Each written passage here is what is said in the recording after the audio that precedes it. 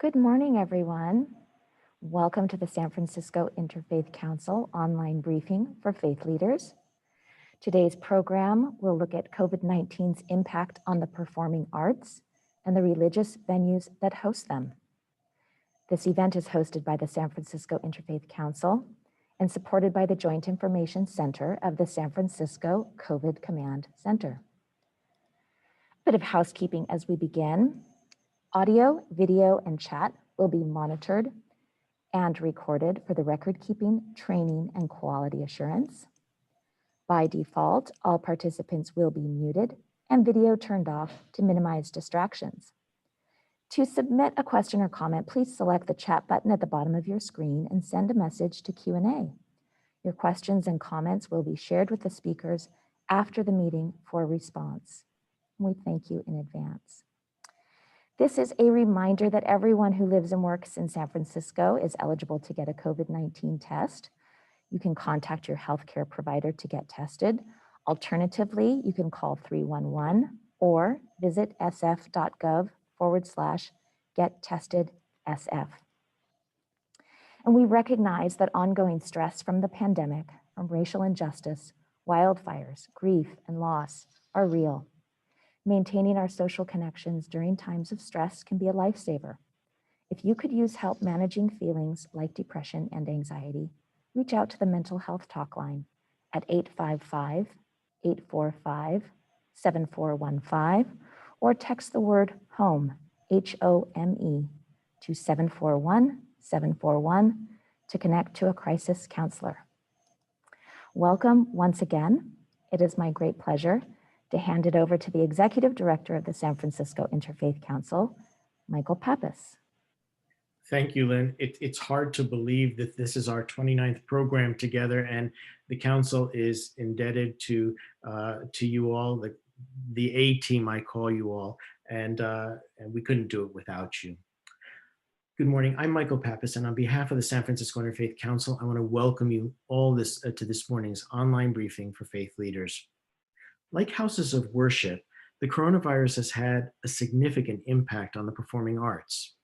Due to social distancing requirements and the closure of physical venues, curtailing not only public performances, but also rehearsals, many performing arts institutions have attempted to adapt by offering digital performances and free online streaming of previously recorded productions.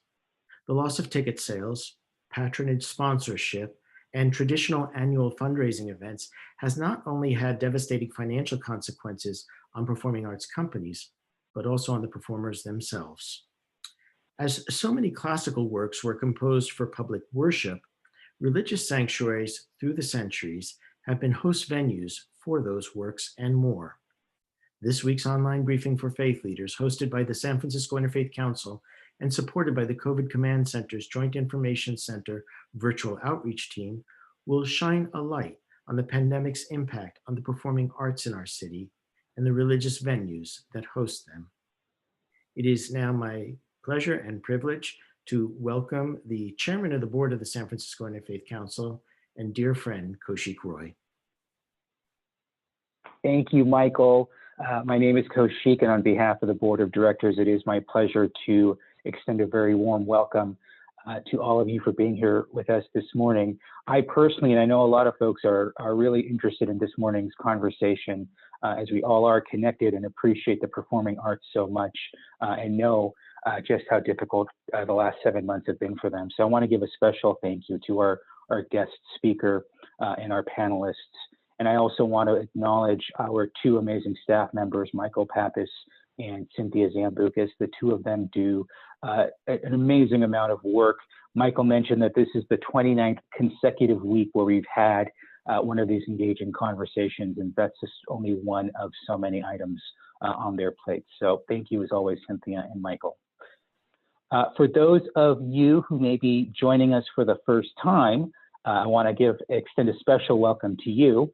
At the beginning of every Interfaith Council event or gathering, there is an interfaith statement that we like to read just to remind us of the impetus that has brought us together. So I'll do that now and we'll continue. This is an interfaith community Whatever our individual belief, it can be freely expressed here with no apologies. If we are invited to offer a prayer in this setting, it should be offered according to the tradition with which we identify. If we're invited to speak on a subject from the perspective of our tradition, we are free to do so without fear of offending those who come from another tradition. We come together as people of faith to learn from each other that we might better understand the multiplicity of faith traditions in our city and in our world. Good morning, everybody. Thank you, Kaushik, and thank you for your ongoing commitment and leadership and support. We couldn't do it without you. It gives me great pleasure to introduce Sister Elizabeth Padilla, who is the program manager for the Brahma Kumari's Anubhuti Meditation and Retreat Center. Sister Elizabeth was the first staff person to be working at the San Francisco Interfaith Council, and in a previous iteration in life was herself a performing artist. And so we thought it so appropriate that she would ground us in a meditative moment as we begin this program. Thank you, Michael. It is an honor to represent the arts in a spiritual way. And I'd like to do a meditation commentary as the divine being the conductor of our souls. So everyone, please just take a nice deep breath in. And even though we're connecting as little squares on a screen, may our hearts and minds and souls be a part of a magnificent orchestra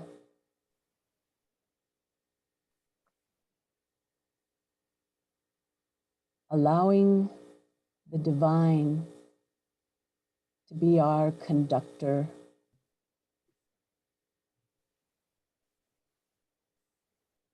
It's now time. All the instruments are ready. The violins, the pianos, the flutes, the trumpets, the harps. You, Lord of Song, are tuning the melody of each of us. The Lord of Divinity is one moment signaling violins to play, the next moment, the flutes, and the next, the piano, and then the trumpets. And sometimes we play in harmony with each other.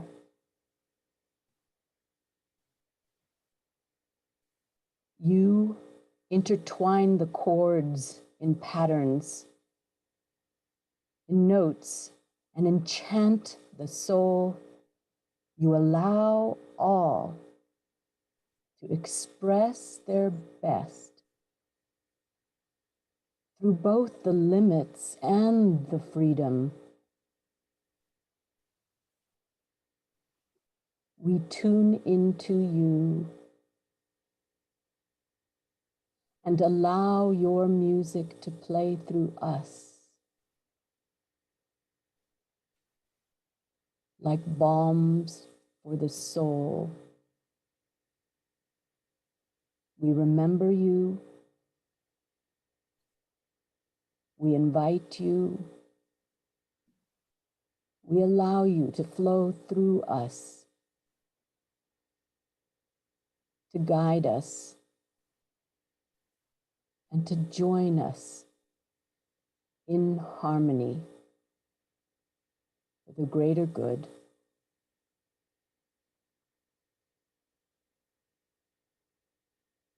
This remembrance is the herb to heal through challenging times, to make us go deeper into your depths,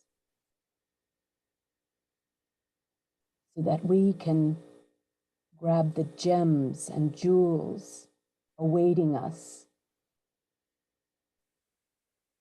and to share with those that love us.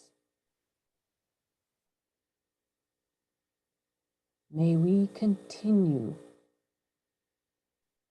to allow these humbling moments to shine these gems so that all can be inspired and move forward in these challenging times.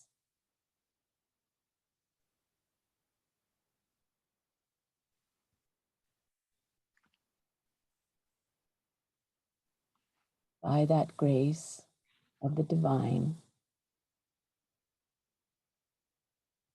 may we all find that peace within.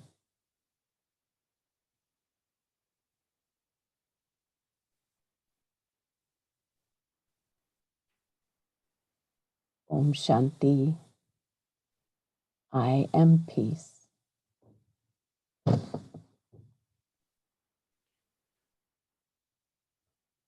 Shanti. Thank you, Sister Elizabeth. They say confession is good for the soul.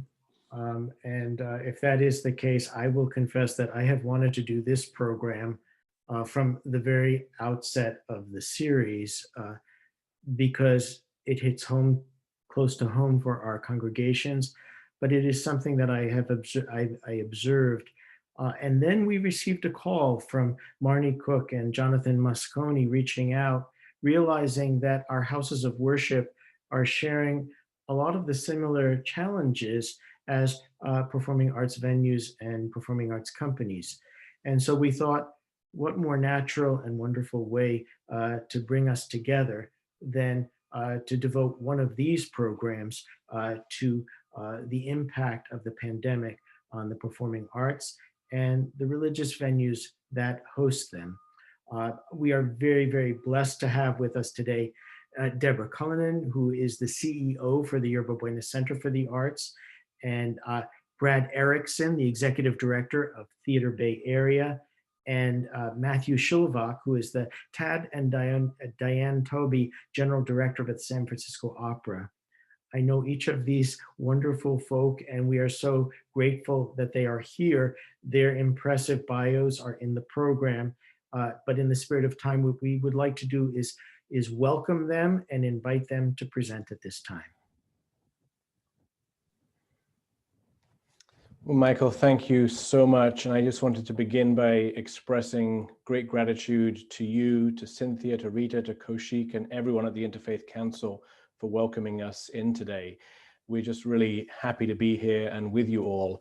And I'm so grateful to be joined by my wonderful colleagues, Deborah and Brad. And I also want to acknowledge Marnie Cook and John Moscone of the Symphony and YBCA, respectively, who have been working tirelessly and incredibly successfully to give the San Francisco arts voice during this very difficult time. As you noted, Michael, there are such parallels between the arts and the faith community as we work to get back to the places and to the people where we do our best work. We are both the gatherers. We are both arts and religion, places that bring people together in celebration and in reflection. And we are all hurting at the moment and needing to be creative and supportive and forward-looking. We wanted to take a little time today to give you an overview of the work of the San Francisco Arts Alliance and how we've been adjusting to this very new world. And I did want to begin by just apologizing that I'm afraid I have to leave at 9 o'clock for a prior meeting, but I'm so glad to be a part of this first part of your meeting today. So just to begin, if we can move to the next slide with an introduction to the Alliance and what comprises the Alliance and what are some of our goals.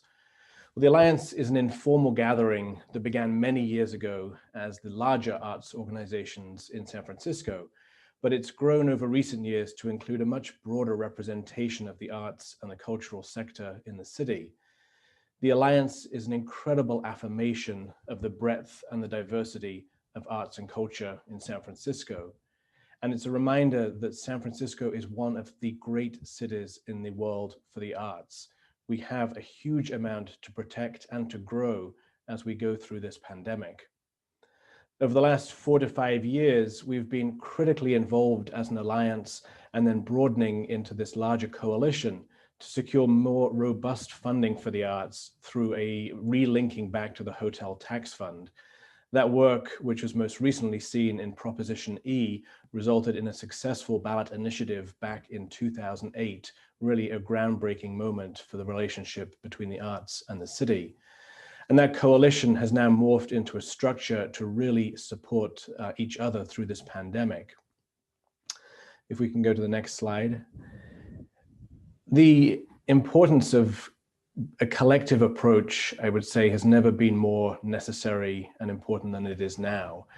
And to give you a sense of some of the things that we've been working on, we've been working to influence federal legislation with the work of the Arts Alliance, both within our own capabilities and competencies within the Alliance, but also through a national lobbyist that we have brought on as well. We've been working to influence the PPP program that really did a tremendous amount to support many arts companies earlier in the year. Unemployment insurance, which is so critical for the many artists who have lost work over this time, including independent contractors. And now a lot of work on the Save Our Stages program, which is aimed to provide another injection of federal support for arts organizations, particularly through their facilities. Through the leadership of Mayor Breed, we were able to bring together a coalition of some 25 mayors that led ultimately to a recommendation from the US Conference of Mayors towards Congress in support of a number of initiatives for the arts. It was a wonderful expression of bipartisan support at this time.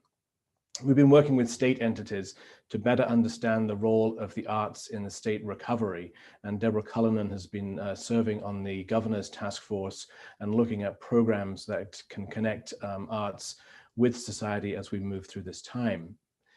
We've also been working to try and find pathways in which arts companies can better understand the multiplicity of protocols that exist within the state's guidelines. It's one of the big challenges that we, and I expect many of you, are also grappling with at the moment.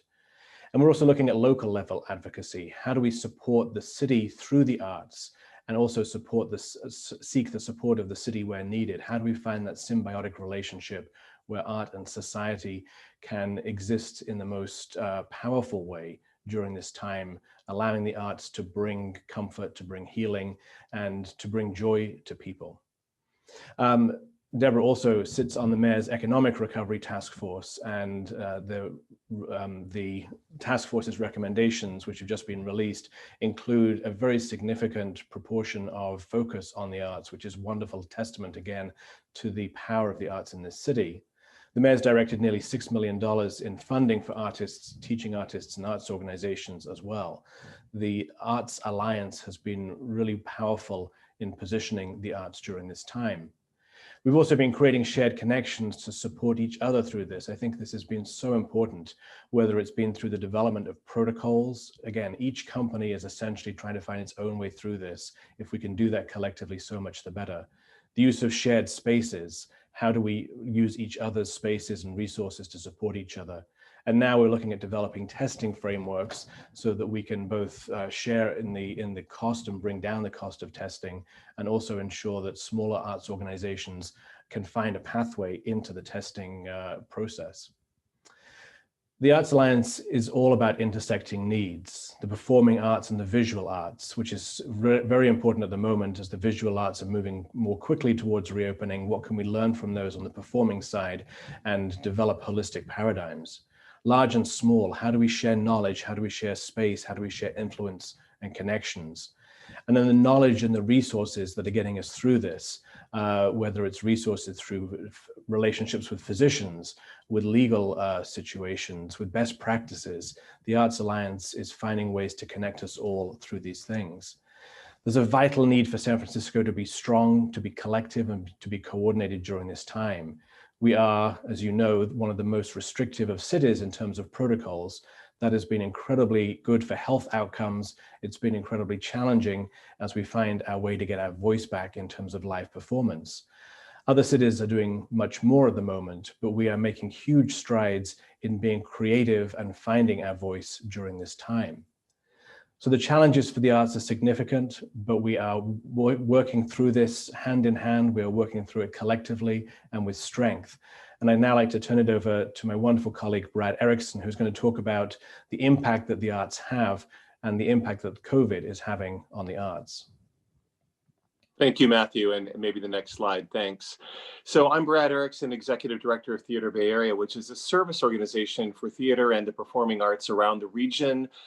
We represent nearly 300 companies and some 2,000 artists. I'm also serving and have served for a number of years on the boards of California Arts Advocates and Californians for the Arts, and serve as the co-chairman for Americans for the Arts as we go typically every year to Washington to talk to Congress about the impact of the arts and the need for support. So I'm been asked, I think, to kind of zoom up a little bit and look at the impact and the impact of the arts on our region and our state, and the engagement with the arts that folks in California and our region have. You know that very well from the ways that you all personally engage with the arts and the way that your houses of worship often host arts events. And then I want to look a little bit at how the pandemic and the shutdown surrounding it has impacted the arts in particular, the performing arts and the visual arts, and ways that we might be able to work together to both reopen safely and provide support that's needed for our sector. So to the economic impact of the arts, this is pre-COVID, but it does come from this year. So, up to March of 2020, 15% or more of all the jobs in California, some 2.7 million, were in what we call the creative industries. Now, this is not strictly the arts, but all of the creative industries generating some $650 billion in annual output. It's a huge part of our economy. It's a major driver for employment in our state, and certainly in our region and in our city. The arts and cultural industries employ 764,000 workers, and their wages and benefits come to almost $100 billion a year. Again, that's a lot of people being employed. It's a lot of economic impact in our city and in communities around the state. And here's what's also really lovely, is that nearly half of California's adults attended live music or theater or dance performances in the past year before COVID, of course, again, and almost 25% attended art exhibits. So our population, Californians, are engaged with the arts, both the performing arts, the visual arts, in large cities and communities across the state. And then looking at museums as well, they had something like almost $7 billion in a financial impact on the economy and support over 80,000 jobs. So this is where we were pre-COVID. Our sector generating an enormous number of jobs, a lot of economic impact on the state and on our region and on our city. And Californians were engaging with the art that was being created in our communities and benefiting from those performances and those exhibits. So let's turn to now. So the next slide, please. So as you know, since really the end of March, the arts have been really shut down across our state and really across our country. The performing arts are continuing to be completely shut down in terms of live in-person performances, at least indoors. A few things are beginning to happen outdoors, but largely we're shut down. The museums and galleries are beginning to reopen slowly at minimum capacity, but this shutdown over the last many months has had an enormous impact on our sector in terms of economic impact and jobs. So we're looking at a loss of more than 450,000 jobs since the shutdown because of the pandemic, just in arts, culture, and entertainment, and a loss of $45 billion. We, as a sector, arts, entertainment, and recreation, have had the largest percentage job loss of all of the different economic sectors, some 40% in our state, which is even larger than the very considerable job losses in our sort of adjacent industries of leisure and hospitality. So we've heard a lot about the way that hotels clearly have lost a huge amount of business and have lost jobs, the way that restaurants have been hard hit and have lost jobs, bars, other groups within leisure and hospitality, and we certainly feel for them. We know the pain that has hit those sectors, and in the arts, entertainment, and recreation field, the job losses have been even greater and more sustained. And I would say that these are 40% of all jobs. Some of those, of course, are administrative, but when we look at performers, nearly 100% of those jobs have been lost. And that has just been an enormous burden on our musicians and our actors and all of those who are working both on stage and behind the scenes to create performing arts events. Those people are not working because those productions are not happening.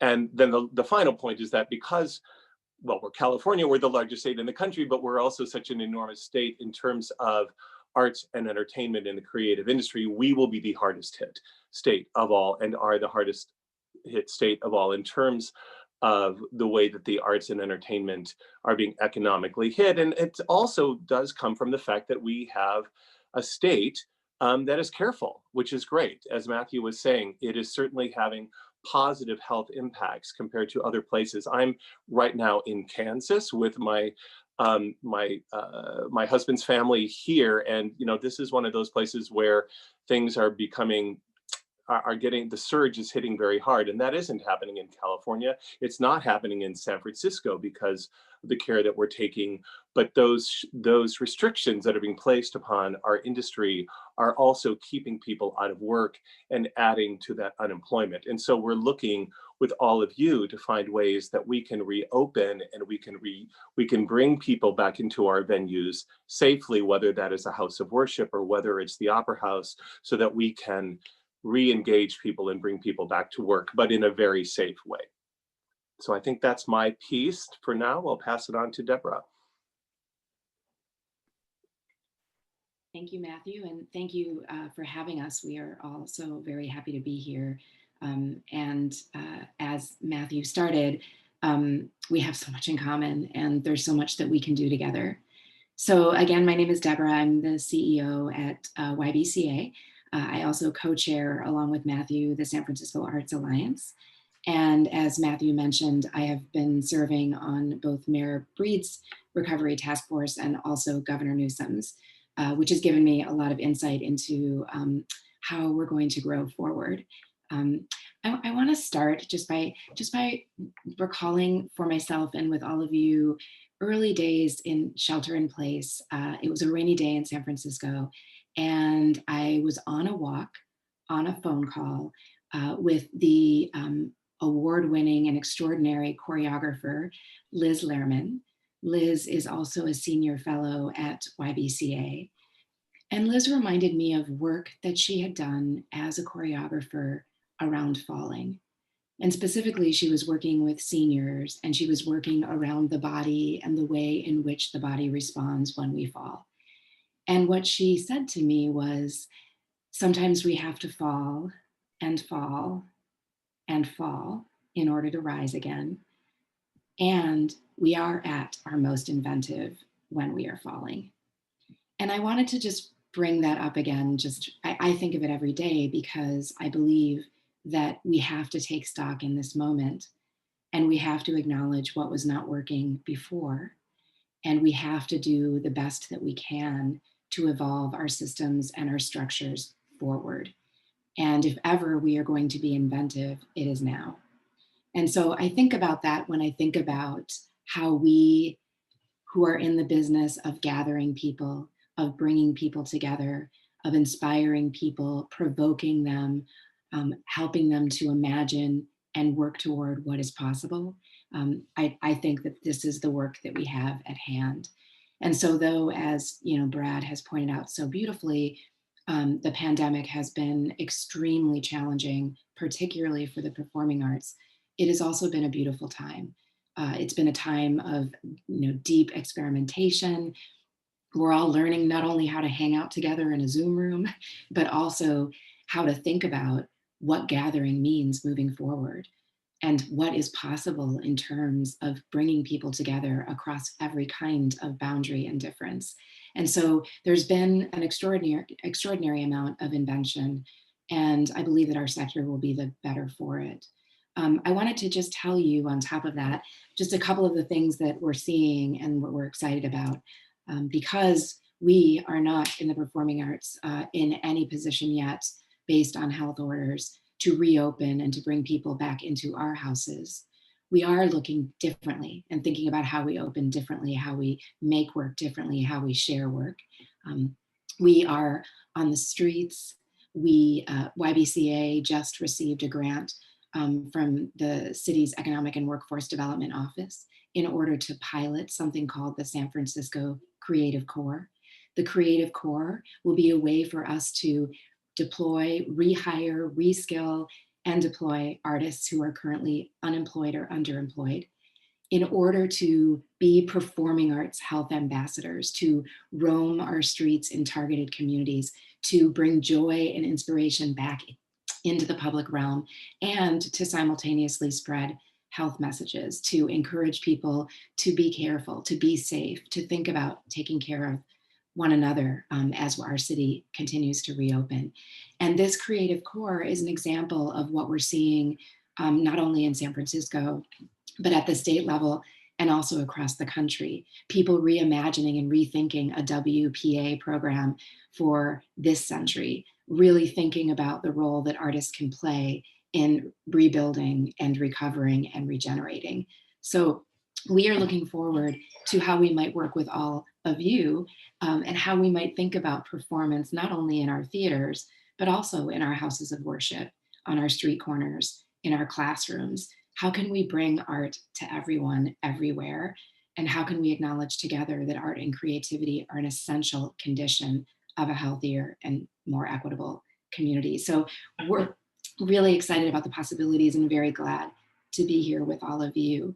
If I could just have the next slide. One of the ways that you'll see, and you'll see more and more of, the arts working in service of this recovery and this regeneration is public art. This is an artist named Tosha Stimage. We collaborated with the Yerba Buena Gardens Community Benefit District in order to commission artists to create beautiful, safe, social distancing circles. Tosha created these gorgeous things. They are meant to be ephemeral, and over time they will change and they will fade. And if you go to the gardens on any day of the week, you will see people sitting inside these circles, being safe in their own bubbles and enjoying our public space, which is really beautiful. There's an organization called Paint the Void, which came together in response to the pandemic. And they have recently, just since March, celebrated their 100th mural. So they've been working to find economic opportunities for artists and matchmaking artists to businesses that are shuttered or that are boarded up. And the artists are creating, oftentimes with the community, beautiful murals, and you'll see them all over the city. So these are just a couple of examples of all of the beautiful things that are happening now. And they're meant to help us to think about what's possible moving forward, not only inside of our theaters and our performing arts houses, but in our city in general. So thank you again for having us. We're so glad to be here. I want to thank each of you for your incredible presentations, informative, comprehensive.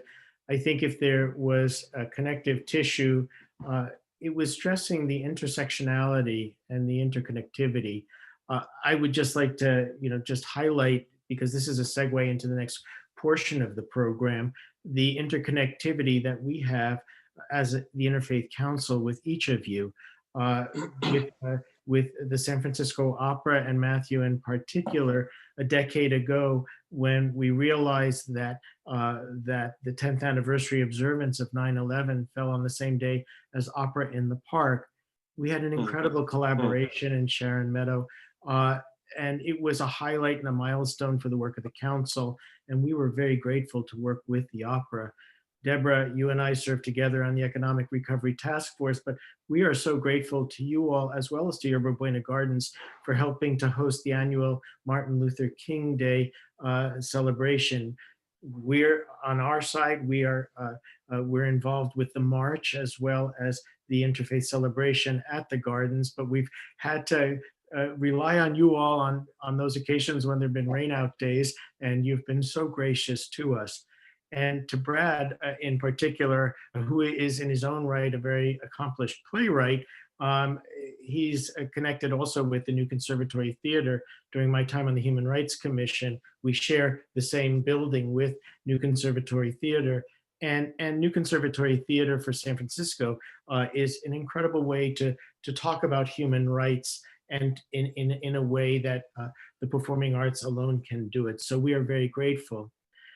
There's more interconnectivity between the faith community, though, and as well as the arts. And we are very blessed to have with us today three dear friends from Congregation Emmanuel, from St. Ignatius Parish, as well as Grace Cathedral, who are going to share with us the impact that the pandemic has had on their particular houses of worship. And first, I'd like to invite Cantor Marcia Addy to present. Cantor Marcia Addy is with Congregation Emmanuel. She is one of the cantors. Cantor Addy, would you please share with us at this point how the arts at Congregation Emmanuel have been impacted? Thank you, Michael. I'm such an honor to be here, and my mind has been exploded listening to you. All these ideas, what I came to talk about is now far away because you gave me so many ideas to think about, really, for real. So, of course, when you say how the arts have been impacted at Emmanuel, it's hard to separate art and prayer and music into separate boxes for us. Prayer is music, music is art, prayer is art. There's this intersectionality between all those expressions. So, and it's, of course, we've been greatly affected, like all the houses of worship and all the arts organizations. For us, the big thing, and for all of us, is that most of our prayer is sung or chanted, and chanting is considered like singing, so it has the same restrictions. So therefore, we don't gather to pray. We've learned a lot about Zoom, like everybody else. We've been making music videos. It's been really fun and creative, but we're not able to bring people together except for in tiny groups. We limit ourselves to 25 people outdoors in our courtyard. We have a courtyard at the synagogue. I'm not sure how we got to the number of 25 people. It probably has to do with the size of the space. And everyone's wearing a mask, including myself, the singer. Very far away from everybody else. It's a very different experience singing in that way. And for limited amounts of time, just the whole thing is completely edited and truncated. So that's been challenging. But I want to say that listening to you, well, first of all, we'll continue to explore outdoor opportunities wherever we can. I loved that photo that you shared of that artist who made those beautiful circles, that we should be exploring more and more outdoor spaces. One of my questions is going to be, what are we going to do when it starts raining? We're in the Bay Area. I'm from Los Angeles. It would be, I can see how in Los Angeles, this would be a different conversation. Up here, we are going to get rainy or cold and, foggy weather in the city. So that's one question, is what are we going to do when it starts raining? Will there be any outdoor options at that point? That's one question. Another thought, I'm just, excuse me, I'm just thinking about how, so we are allowed a certain number of people in our sanctuary. It's small. We have a big sanctuary, seats 1,500 people. And I think we can have, I don't know, 25% up to 100 people or something like that. but we're not doing it because we can't imagine that we would bring people in to pray and they can't pray out loud, right? And we're erring on that. We're going, not erring, but we are definitely being cautious. But anyway, listening to you made me realize that there's other ways to pray, and it doesn't have to be, it could be quiet prayer. There's other ways to think about it. I'm not going to go into all my thoughts about this, but you helped me see, so I thank you for that. You helped me see that there's other ways to think about prayer, and that people could gather in a different, quiet kind of way. So that's something I'm just thanking you for helping me see that this morning. So I guess if I have to ask one question, it's going to be, what are we going to do when it starts raining? How are we going to handle inclement weather?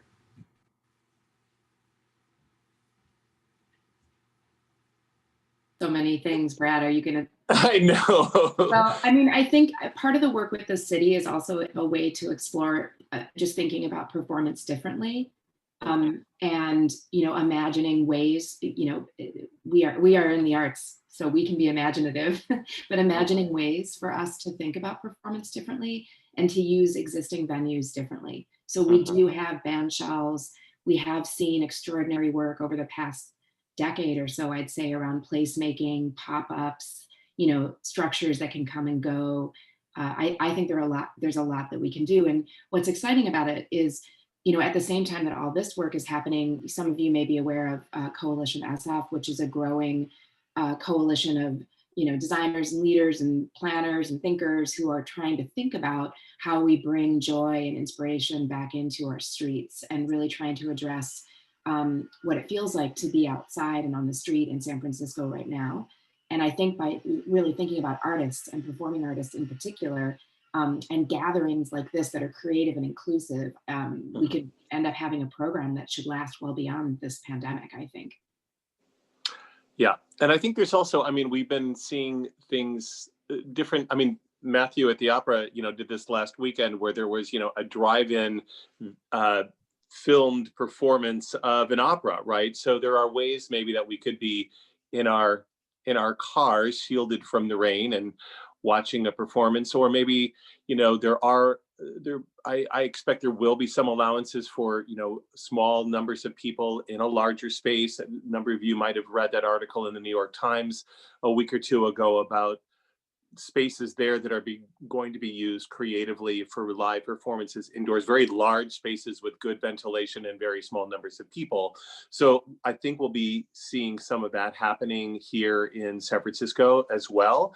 But it's not, that's probably the most we're going to be able to see while we have to be indoors and before we have a vaccine.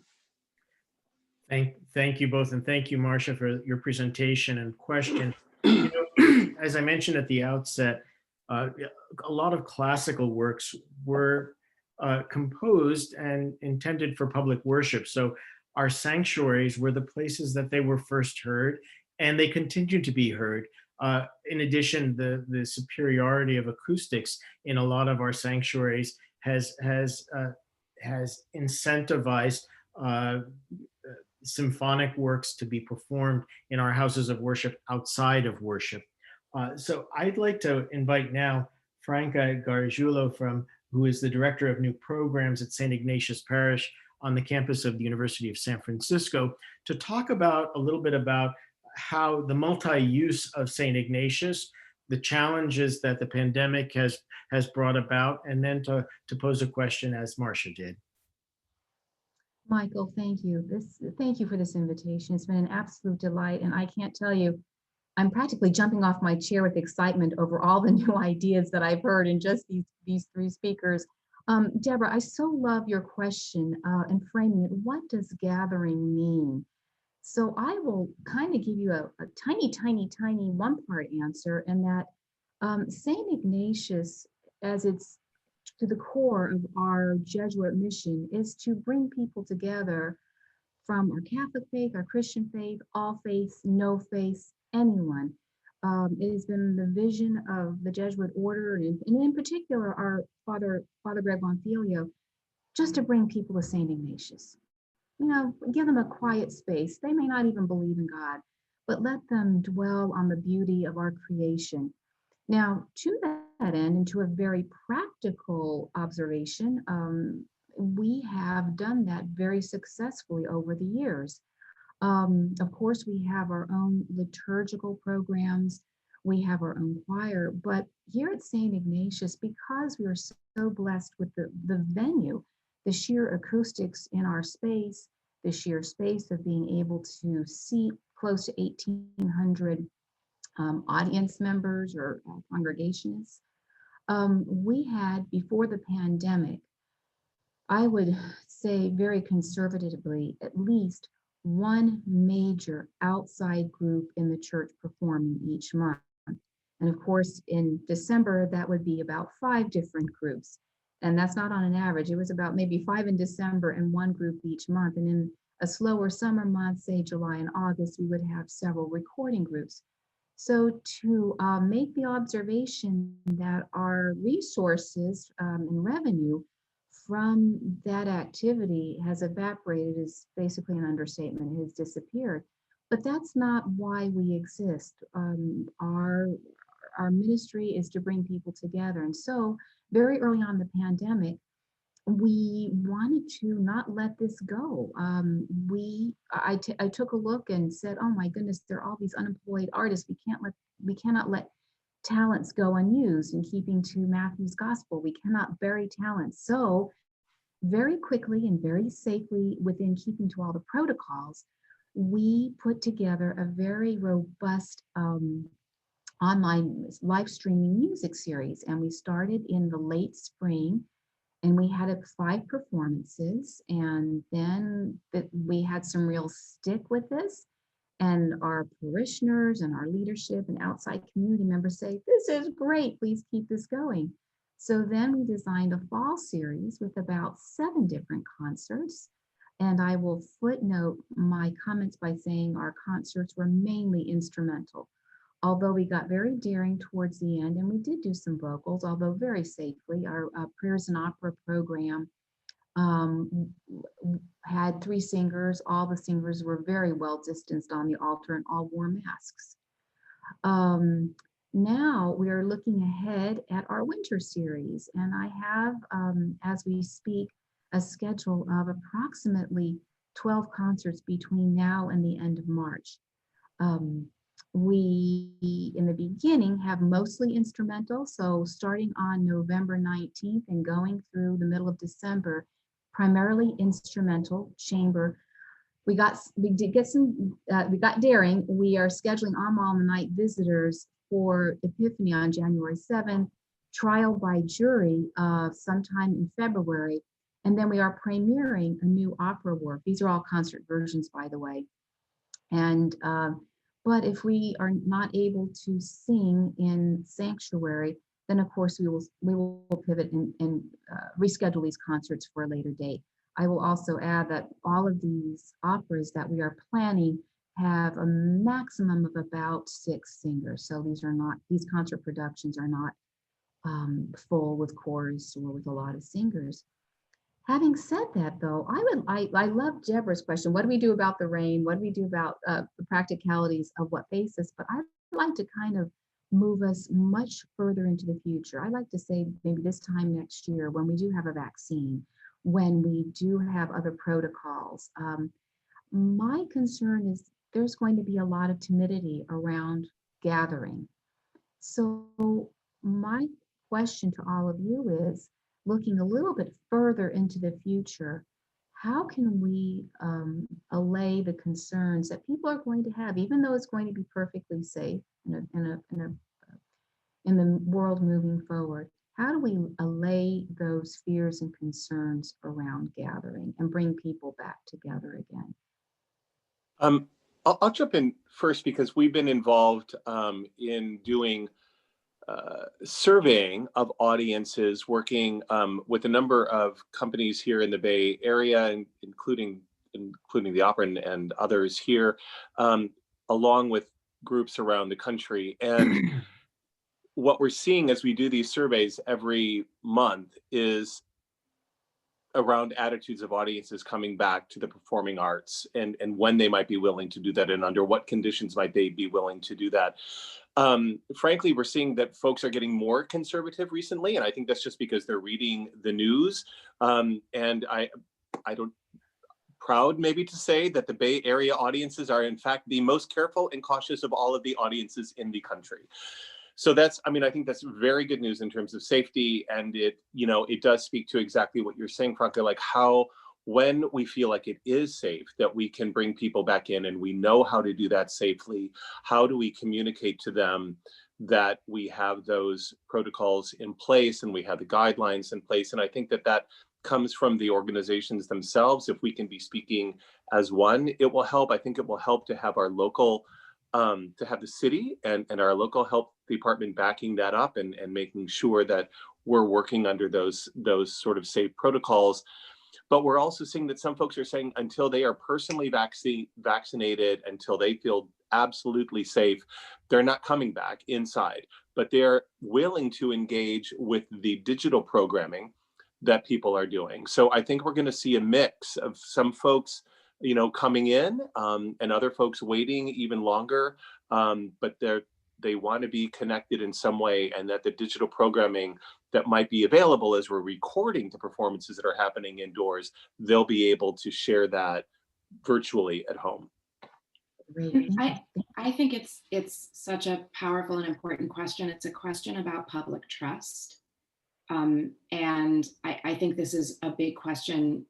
I know yesterday in the governor's task force, he spoke directly to one of the biggest challenges related to trust in certain communities, and trusting a vaccine, and how like what a pressing issue that is. And I bring that up because I think overall we have an opportunity to cultivate public trust.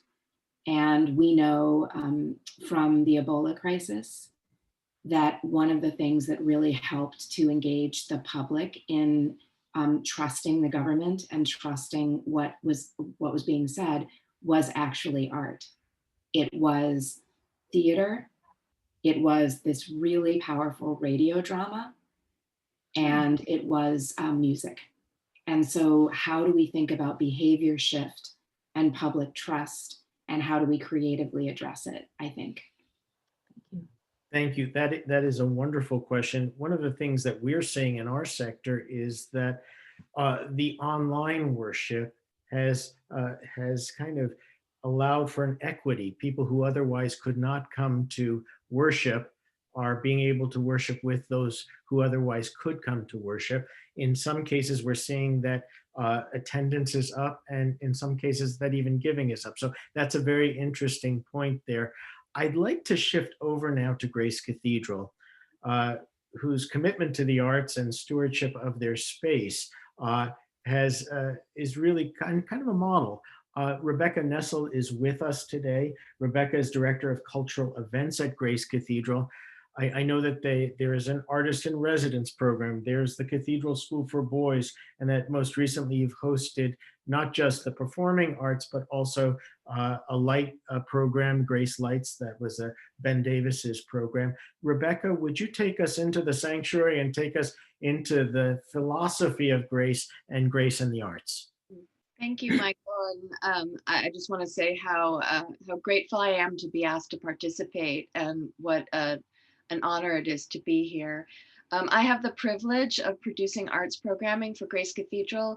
Of course, worship has been severely affected by COVID, but I'm just going to speak about our arts programming. Since the pandemic began, we've canceled over 70 events at the Cathedral, and those are both events that we produce ourselves, and also we serve as a venue for other arts organizations like SF Jazz, for example, and those events have all been canceled because of the inability to have audiences. Within about 30 days, we pivoted, that wonderful verb, and began to offer programming online. So we did relaunch our Forum Conversation series, which is a weekly program. We relaunched our organ recital series. These are, of course, all online, which is a monthly program. we also, with the wonderful support of Matthew Schilvach, produced a concert in partnership with 3 other cathedrals across the country. Each of us filmed performances in our spaces. So that was just a wonderful, affirming project. We are in the midst right now of filming 3 Christmas concerts to offer in December. Our Choir of Men and Boys is a flagship of our cathedral offerings. And the boys, because of safety protocols, are not allowed to sing together. So finding a way to include the boys in these Christmas concerts was an incredible challenge. And it's been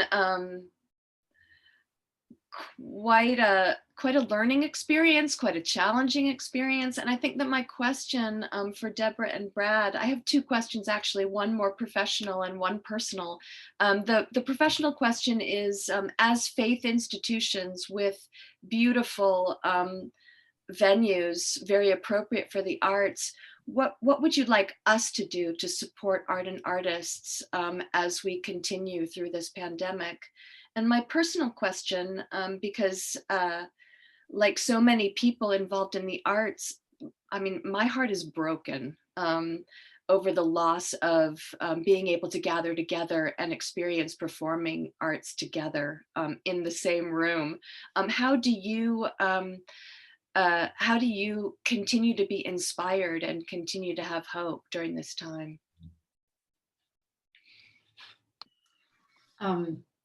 2 very good questions. I think to the first one,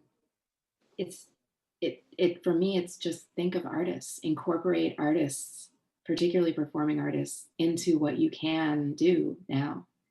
I think we all think together as we move forward about how we bring inspiration into people's lives, whether they can come inside our facilities or not. And for me, yes, it is heartbreaking. I have looked to what is novel about the way people are gathering in the virtual space. And it gives me hope to see that humans will gather and they will find a way and they will use the chat and they will, I mean, I've probably said this to you, Brad, but I've been so inspired by the way the chat changes the theatrical experience because you can talk together the whole time and you can shout to the performers the whole time. And so I look to like, what is that? And how can we hold that and bring that into whatever comes next, you know, and not lose what is unique or novel or exciting about what can happen today. Yeah. That's beautiful, Deborah. And I would say the same thing. I think one of the things in any way that you can to communicate, I mean, you all are hurting too, and your congregations are hurting in many, many ways. But I think for artists to know that they're being remembered, I think many of them, especially the performers and the ones who are like not on an administrative staff, feel particularly just forgotten in these times. And not feeling forgotten is important. And if there are ways to engage artists in some way, that would be wonderful to find that. And, you know, I think the gathering, it's interesting, Deborah, hearing you say that, because as a theater guy, I think about, you know, what we all learned about Shakespeare and the groundlings, right? They were definitely chatting back and throwing things up onto the stage, some of which splattered all over the place. So that kind of sense of engagement and exchange with the performing arts used to be far more robust, frankly. And so there might be ways that we're relearning our etiquette and our protocol around the ways that we engage with the performing arts. And that maybe that's something that's good and lively that we can carry into the future when we do bring people back into the same room again. I'd like to say a very special thank you to all of you. This has been such an incredible time of sharing. And I'd like to say, you know, we've talked about the implications and the consequences of the pandemic on our different sectors, but I remember at the outset of the pandemic, driving around the city and seeing a lot of storefronts boarded up. we never really shut down either of our sectors. We just did it differently.